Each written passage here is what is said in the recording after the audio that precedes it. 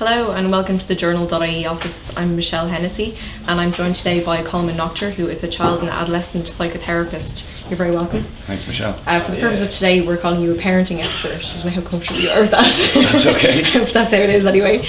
We've been asking you guys for the last couple of days to send us your questions, and lots of parents have been in touch with us. If you still have a question, it's not too late to get in touch. You can tweet it at us, or you can send it to tips@TheJournal.ie, and we'll try and get through some of those. We're going to try and get through as many as we can because a lot of people got in touch with us. So we'll just get started. Sure. The first one that I want to deal with is a woman who left a comment on the article that we had up a couple of days ago, and her name is Gwen. And there was a huge response from other commenters to her, so she's the first one that I want to deal with.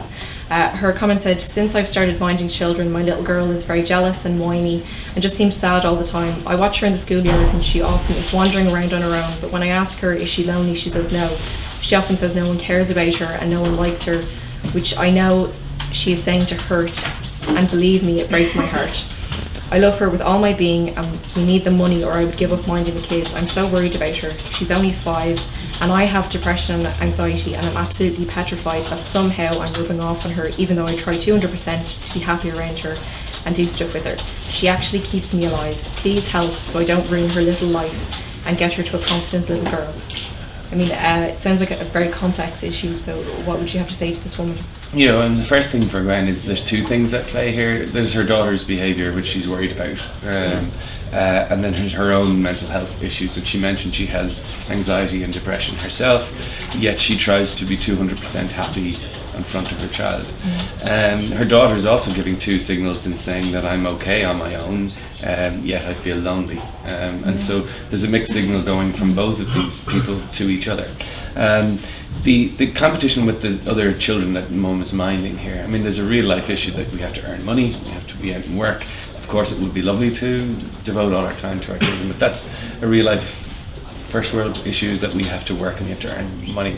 Minding other children can be a contentious issue for other children, and children are always very competitive, so whether it's a sibling rivalry or competitive over an opposite sex parent, that from the start of history there's always been a dynamic of competition. So if this little girl sees her mum delivering care to these other children, she's automatically going to feel in competition with them. Because she's 5, you can't really take the volition of what she's saying as if it has intent. She's saying you don't care about me, or people don't care about me, and that's causing her mum to, as she says, it's breaking her heart, and so she's getting a reaction from that.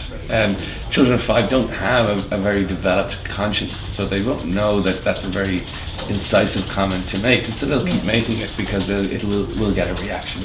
What I really want to say to Gwen here, and I hope those who commented on her post would have repeated this, is that she's doing a great job. She loves her daughter, and she is clearly wants to do everything for her.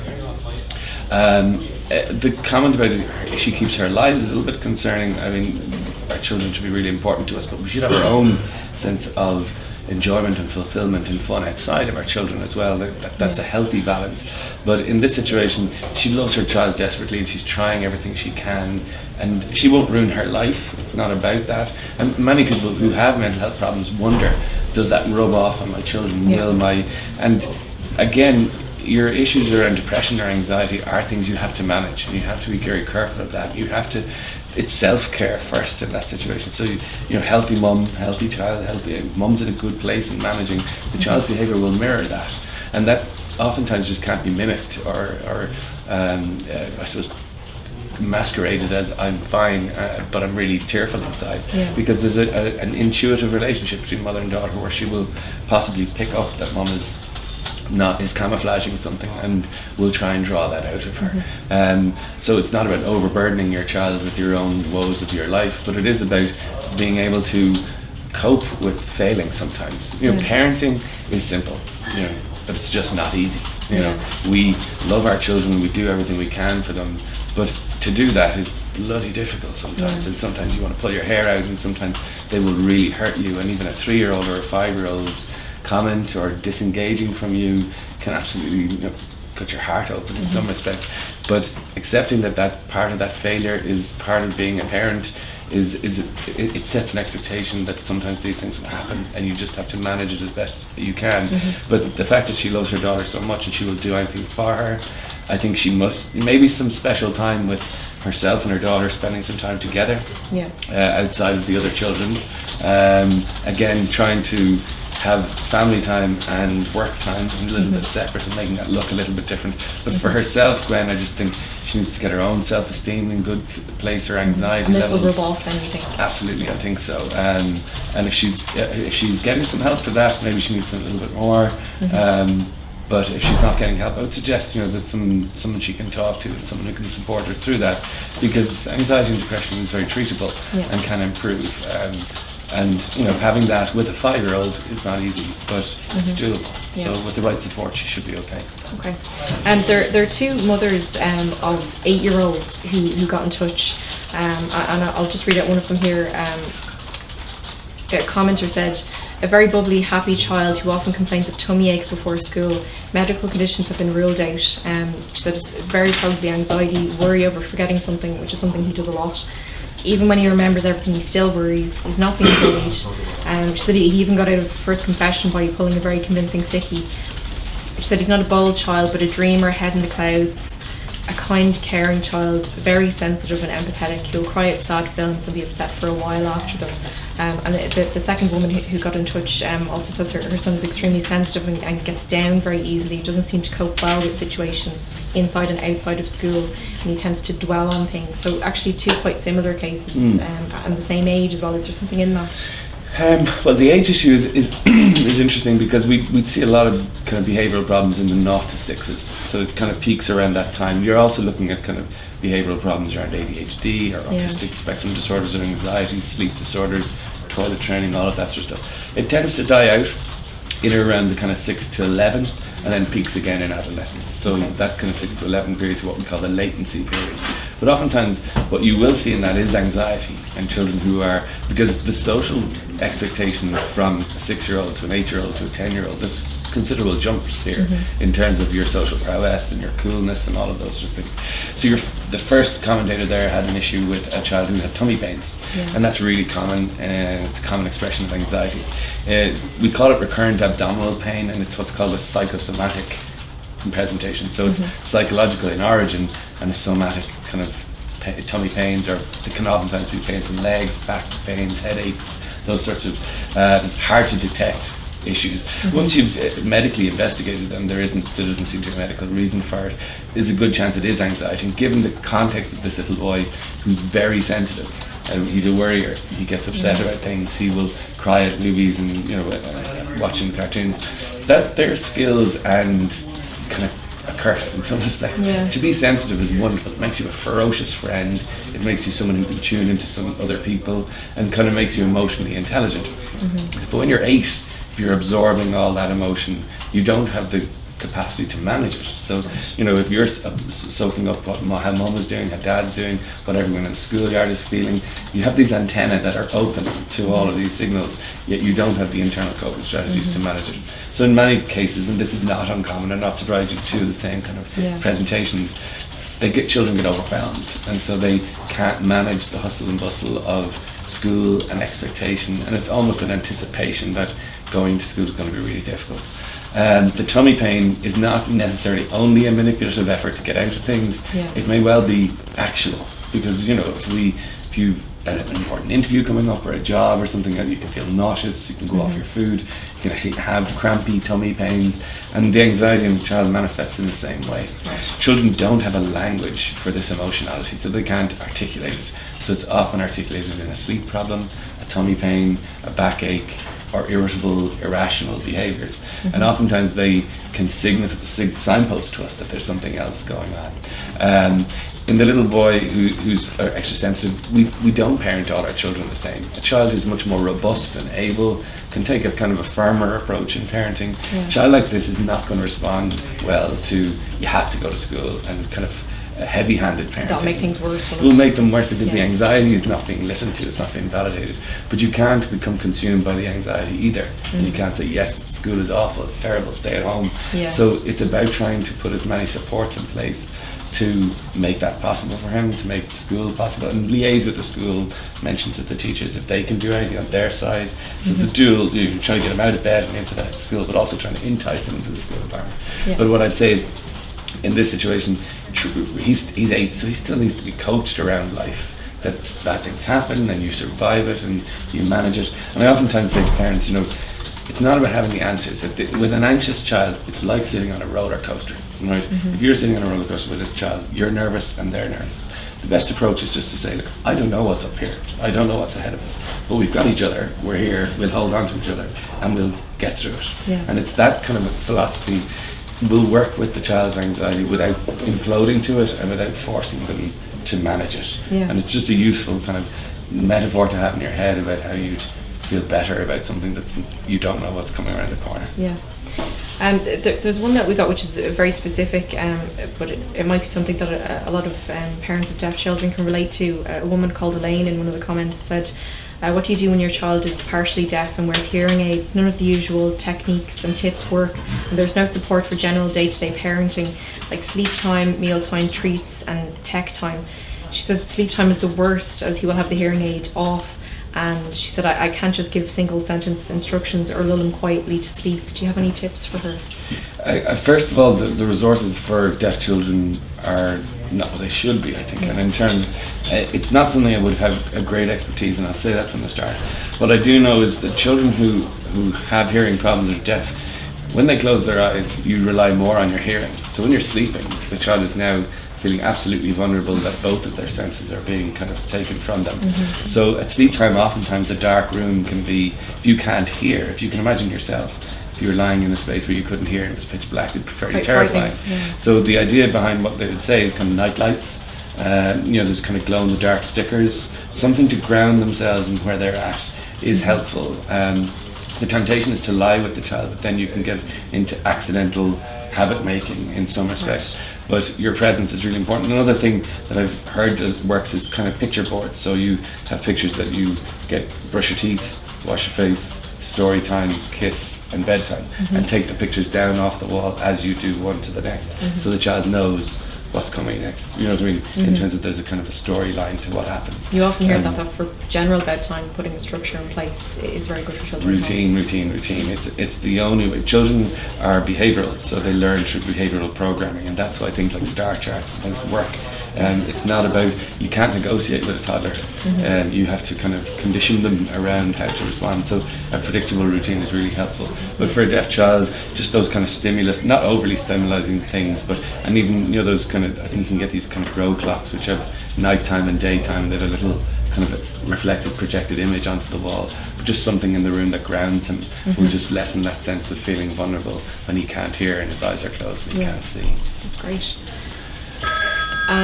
There's one here that probably a lot of parents of toddlers can relate to, and it's to do with children and television. This woman says that my 3-year-old has started to get obsessive about TV in one particular program he watches. It's got to the stage, it's the first thing he asks for in the morning. He has a meltdown if he can't watch it. He doesn't understand if it's not on. It's so bad, I always give in, and I've started to use it as my bargaining tool. So if you eat your dinner, you can watch. If you get dressed, you can watch. I know what I'm doing is wrong, but I'm finding it hard to refuse point blank, and he knows he's got me. She said she's trying new activities like arts and crafts, getting outside, but she said eventually he'll ask for his program again.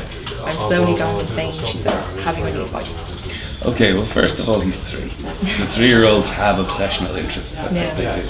And they'll move from one to the other, usually with some degree of regularity. And it could be Spider-Man is everything, and everything is Spider-Man pajamas, cups, speakers, everything else.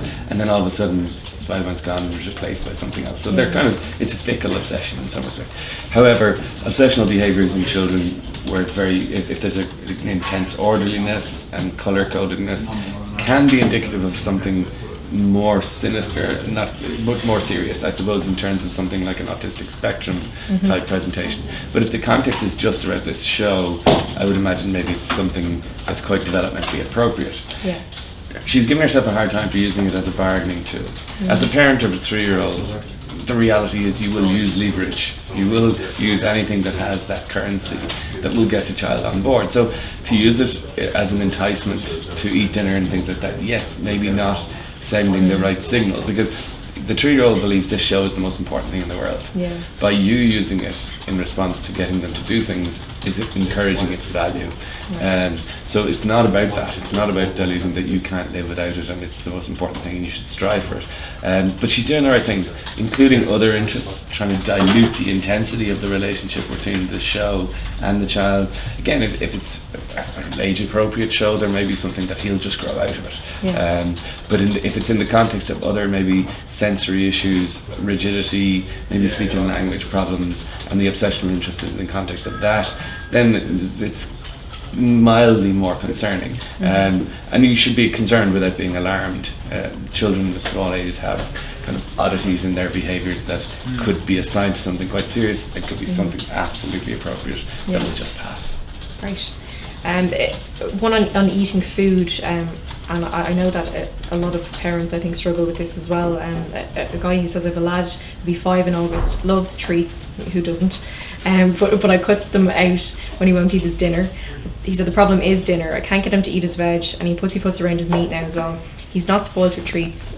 It's the main meals that are the problem. He said that we have a 2-year-old who would eat you if you stood still long enough. Why won't the 5-year-old eat his proper meals? This is very common. Again, it's a developmental piece, and lots of children will struggle with this. The idea behind, I oftentimes think parents become obsessed with eating rather than the child, and it creates, like, if there's a real emphasis on you having to try everything and having to taste everything and having to finish everything, that anxiety or that kind of obsession in some respects, a child will see that as something they can manipulate because it's something that's really important to you. And there's a kind of a sense, and one of the earlier commenters said, he has me. And in terms of the meal eating issue, there is that sense of having you. The snacks thing, we know that sugary foods in whatever regularity they stall your hunger. So if you eat lots of snacky food during the day, you'll sit down to dinner, you'll not really feel like it. So that kind of grazing on snacks is unhelpful. So I would cut out the snacks. And in terms of trying to re-establish a routine around eating meals, losing the snacks for a week or two out of the house might not be a bad idea, just to reintroduce that. My mum used to always say hunger is a great sauce, and so the child needs to be hungry. But allow a child to be a bit of a fussy eater. We all don't like everything, and so there might be things, and there's people, adults my age, who have Brussels sprout trauma, because they were made eat this thing and it became really important. And we know that, through even neurological studies, that being forced to eat something can have an association right through your life from childhood all the way up, and we associate feelings with certain things. I would back off on the major issue of this being so important, and actual fact I would allow him to eat what he can. Yes, you can try and make things, I'm guessing he's tried maybe making mealtimes more playful. If you want to get vegetables and things into your child, lumping them beside meat is not very appealing. Getting it involved in a stir fry or something, I'm no culinary expert, but I think if you camouflage the good foods inside something like a stir fry or something, noodles or pasta or something like that, don't cook different meals for different children in terms of, I have to make this pot of stuff for your sister, this for you, and this for you. That doesn't encourage a child to be able to manage a variety within their diet. Does it help to have the whole family eating the same thing if you can? It's more helpful to eat together. That's the most important thing. And family meal times, if they take a long time, a child of what age that child's 5, 15 or 20 minutes is a huge long space of time for them to spend sitting. So if you're trying to do that and your meal time lasts 45 minutes, the child is going to get agitated and bored. And once they pass that threshold of being engaged, you're actually fighting a losing battle to keep them there, because it becomes a power of wills or locking horns.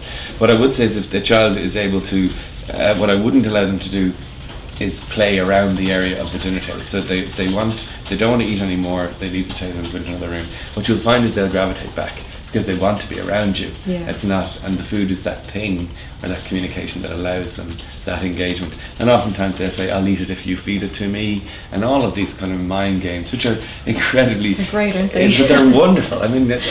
Toddlers and small children are tuned so well, and they're brilliant at it. But as parents, we can be outsmarted sometimes.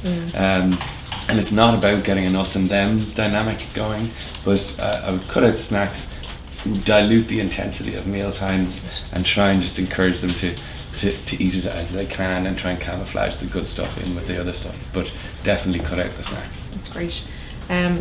One woman says, my 3-year-old son has a receptive speech disorder and some autistic habits. These are very mild and his behaviour is very good. He's fully toilet trained. He just can't speak much and rarely understands what you say. Have you come across this disorder, and will he speak and ever be able to understand us? Yeah, I mean, there's two types. I'm not a speech and language therapist, so I wouldn't give an in-depth response to this, but there's things called receptive language disorders, which is a difficulty understanding, and then expressive language disorders is difficulty expressing how you feel. So if he's not speaking, it may not just be a receptive issue, there may be an expressive issue as well. It sounds like this lady's had this child assessed, and so she may know where he's at with that.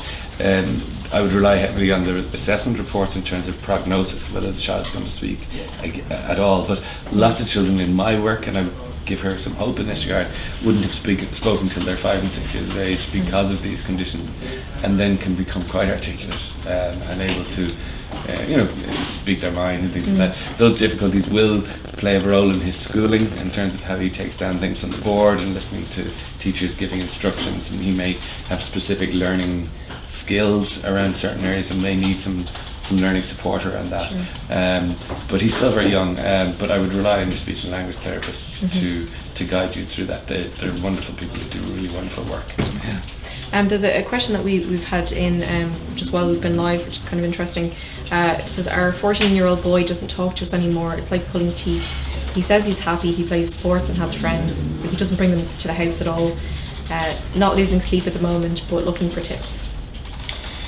Yeah, I mean, it's irritability and kind of disengagement of an early teen is fairly typical. I mean, not speaking at all would be marginally worrying, I would think. Now, whether that's a figure of speech, but it's not unusual for a teenager to communicate in grunts. But their life outside and their sports and their friends and things are all going well. It may not be indicative of any sort of mood disorder or anything like that. What we tend to do is, if we feel a teenager is quiet, we try to press them more. What's wrong and how are you doing, and follow them up and knock on the door more times when it's closed than it's open. And in actual fact, that can be perceived as nagging, and can be perceived as hassle. What I'd say to them is, we love you and we're here for you, and anything you want, leave the door open on your side.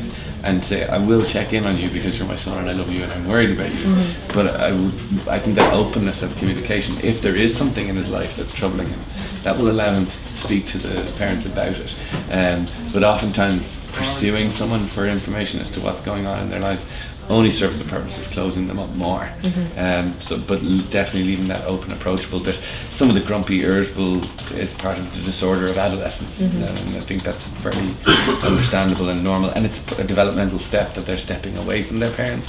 And adolescents typically get that wrong. They step away too far, so I don't need you at all in my life until my trainers get old and I need new ones or something. So there's always a return in that if there's nothing significantly wrong in the relationship, and it doesn't sound like there is anything significantly wrong in that relationship. He's maybe just experimenting with a bit of independence. Allow him that within safe limits, but keep the door open and absolutely be approachable to him if there is anything that he's worried about in his own life. That's the most important thing. And I mean, if there are parents watching who have teenagers who they think are troubled or are going through something, or I think a lot of parents are worried about internet activity and things like that. How can they approach it, and how do you think that they can get their teenagers to open up to them about things that are going on in their lives? Well, technology has changed. The landscape of family life in Ireland has changed dramatically in the last 10 years. It's much more difficult to get teenagers to a dinner table, to have family time, to protect that. And even we were talking earlier on about the children who are competing with other siblings for attention, competing with the mobile device is now the new one. And our iPhone babies are not even 6 yet, so we don't know the impact of that. So where it was me fighting my sister for my mum's attention, now to fight this glossy device that makes her happy that she won't leave the room without, which I'm fascinated by how that's going to play out.